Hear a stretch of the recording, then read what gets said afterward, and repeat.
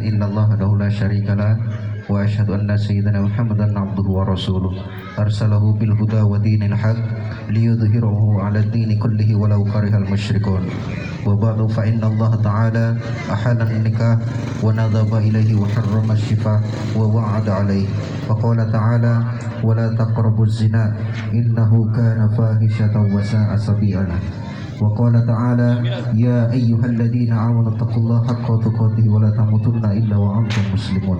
وقال تعالى يا أيها الناس اتقوا ربكم الذي خلقكم من نفس واحدة وخلق منها زوجها وبث منهما رجالا كثيرا ونساء واتقوا الله الذي تساءلون به والأرحام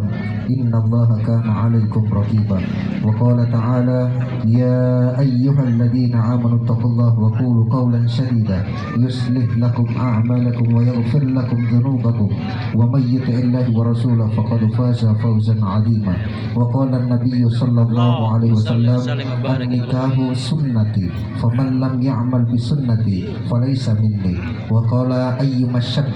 تزوج عز شيطانه قائلا يا ويله عاصما مني وقال عليه الصلاة والسلام ركعتين من المتزوج أفضل من 70 ركعة من العذاب وقال النبي صلى الله عليه وسلم تزوجوا ولا تطلقوا فإن الله لا يحب الزواقين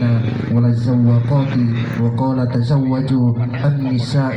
فإنهن يعطينكم بالمال صدق الله العظيم وصدق رسوله النبي الكريم ونحن على ذلك من الشاهدين والشاكرين والحمد لله رب العالمين اللهم المستعان السلام عليكم ورحمة الله وبركاته